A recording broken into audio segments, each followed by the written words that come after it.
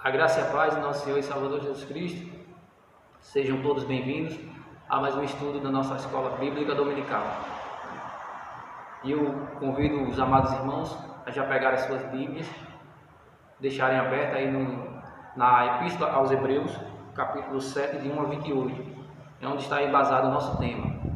O tema de hoje fala Melquisedeque, tipo de Cristo, dando continuidade ao estudo da Epístola aos Hebreus.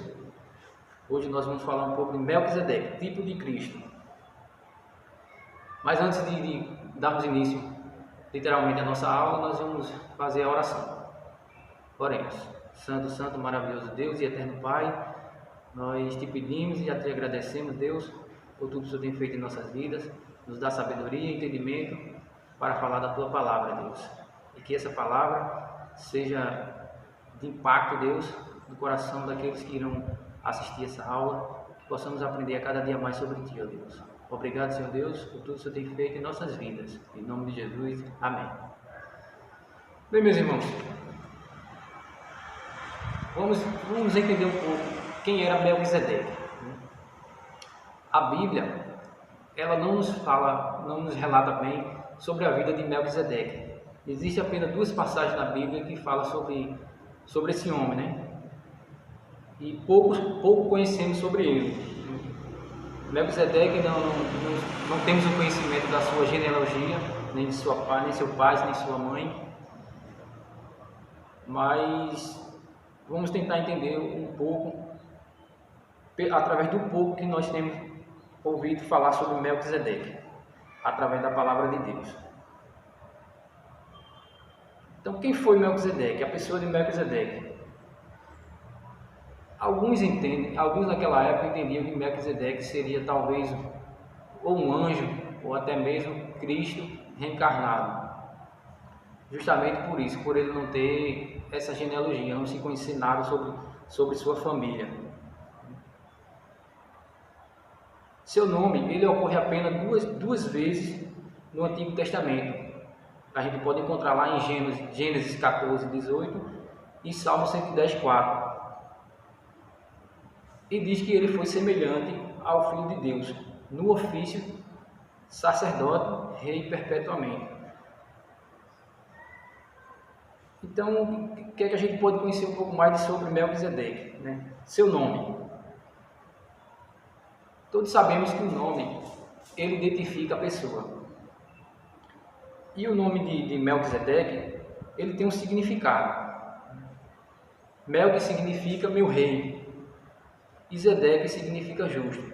Então, seu nome completo, ele significa meu rei é justo. Ele era rei de Salém,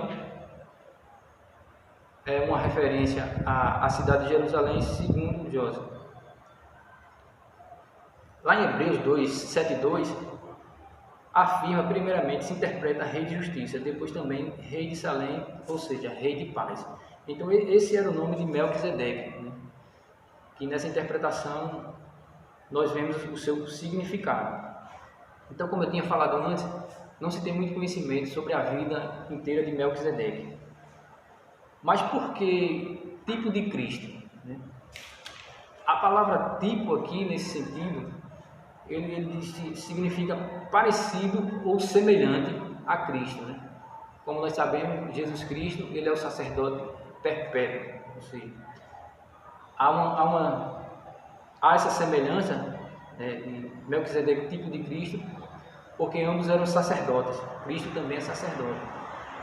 Mas que há uma grande diferença nisso aí, porque Melquisedeque, apesar de ser sacerdote, naquela época, mas houve a sucessão de Melquisedeque, ao contrário de Jesus Cristo. Jesus Cristo, ele é o sacerdote perpétuo, porque ele morreu, mas ressuscitou e vive para sempre. Então, o seu sacerdócio, ele é contínuo e perpétuo, porque ele vive, ao contrário de Melquisedeque.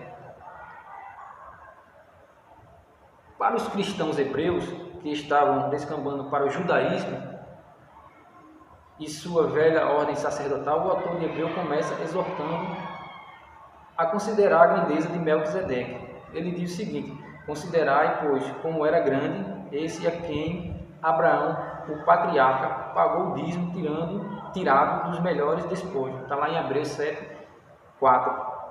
Ele argumenta com muita convicção. Quanto ao sacerdócio levítico, que é a velha ordem, mudou, dando lugar à nova. Essas duas linhas, embora de um contexto diferente, captam o pensamento de Hebreus 7:11.